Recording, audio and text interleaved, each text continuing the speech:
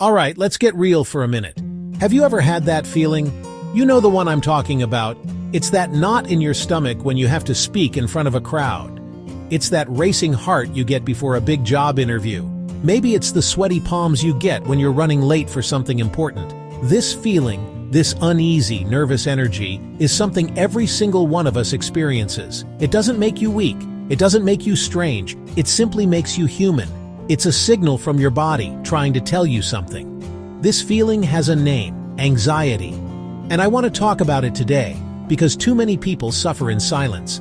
They think they're the only ones who feel this way, that something is wrong with them. Let me be clear, there is nothing wrong with you. Anxiety is a normal part of the human experience. It's your body's built-in alarm system, designed to keep you safe and alert you to potential danger. It's been with us since the beginning of time, helping our ancestors run from predators. The problem isn't that the alarm exists. The problem is when that alarm starts going off for no good reason. Sometimes this feeling can feel overwhelming, like a wave crashing over you when you least expect it. You might be just going about your day and suddenly your chest gets tight and your thoughts start to spin. So, what is anxiety in plain English? Think of it like your body's personal security guard. Its job is to be on the lookout for threats. When it spots something that might be trouble, it flips a switch. This switch releases chemicals like adrenaline into your system. This is what's known as the fight-or-flight response. It's a brilliant, ancient system designed to give you a burst of energy and focus so you can either fight the danger or run away from it as fast as you can. It's what helps you slam on the brakes to avoid a car accident, or gives you the speed to catch your toddler before they run into the street. The issue in our modern world is that this security guard can sometimes be a little overzealous.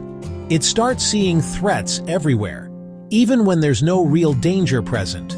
Your brain can't always tell the difference between a real physical threat, like a bear in the woods, and a perceived emotional threat, like giving a presentation at work or worrying about what people think of you.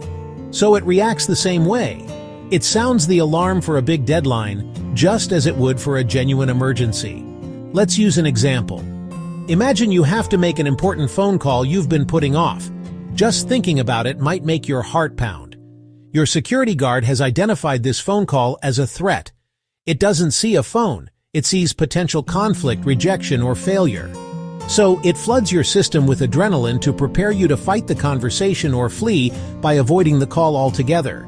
This isn't a flaw in your design. It's your system working exactly as it's supposed to, just at the wrong time and for the wrong reasons. When that anxiety alarm goes off, it's not just a mental event, it's a full-body experience. Your mind and body are connected, and you can't have a reaction in one without affecting the other. Emotionally, anxiety can feel like a constant sense of dread or worry that you just can't shake. Your thoughts might start racing, jumping from one worst-case scenario to the next. You might find it impossible to concentrate on a single task because your mind is cluttered with what-ifs. You might feel irritable, on edge, and restless, as if you need to be doing something but you don't know what. Physically, the symptoms can be just as disruptive, and sometimes they're what people notice first. That rush of adrenaline I mentioned, it can make your heart beat like a drum, so fast and hard you might think you're having a heart attack. It can make your breathing shallow and quick, leaving you feeling dizzy or lightheaded. You might start sweating, even if the room is cool. Your muscles might tense up, especially in your neck, shoulders, and back, leading to aches and pains. It's your body getting ready for that fight or flight that never comes. Other common physical signs include a churning stomach, nausea, or having to run to the bathroom.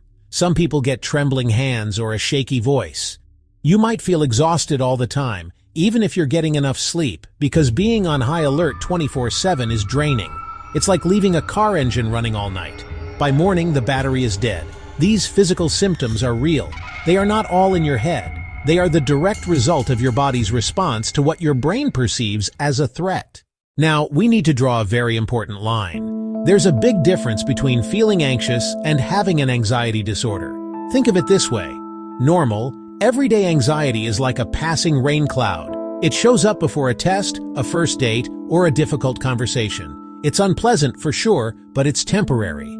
It has a clear cause, and once the situation is over, the cloud passes and the sun comes out again. This kind of anxiety can even be helpful. It motivates you to study for that test or prepare for that presentation. It's a functional, albeit uncomfortable, part of life. An anxiety disorder, on the other hand, is like living in a constant, heavy storm. The anxiety doesn't go away when the stressful event is over. In fact, it might not have a clear trigger at all. It's persistent, pervasive, and it starts to interfere with your ability to live your life. It's the kind of anxiety that stops you from going to the grocery store, from seeing your friends, or from applying for a new job. The fear and worry are out of proportion to the actual situation, and you know it, but you feel powerless to stop it. It's when the alarm system is stuck in the on position. The key difference here is the impact on your daily functioning. Does your anxiety prevent you from doing things you want or need to do? Is it affecting your relationships, your work, or your health? Are you spending a significant portion of your day consumed by worry? For example, it's normal to worry about your finances once in a while. It's not typical to be so consumed by financial worry that you can't sleep for weeks on end, even when your bills are paid. If your anxiety feels more like that constant storm than a passing cloud, that's a sign that it's time to get some help. It doesn't mean you're broken, it just means your alarm system needs to be recalibrated, and that's a job for a professional. Let me leave you with this, and I want you to hear it loud and clear. If you are struggling with anxiety, you are not alone. This is not a personal failing. It is a common, treatable condition. So many people walk around with a smile on their face, while a hurricane of worry is raging inside. They're afraid of being judged, of being seen as weak, or of being a burden. But strength isn't about never feeling anxious. Strength is about having the courage to face it and ask for help when you need it. That is one of the bravest things a person can do. The future doesn't have to be a carbon copy of the past. You do not have to live under this constant storm forever. There is hope, and there is help available. The first positive step you can take is to talk to someone you trust. It could be a friend, a family member, your doctor, or a faith leader. Just letting the words out and sharing what you're going through can lift a tremendous weight off your shoulders. From there, consider seeking professional support. Talking to a therapist or counselor is like hiring a coach for your mind. They can give you a playbook filled with proven strategies to manage anxiety. You deserve to feel calm. You deserve to feel in control.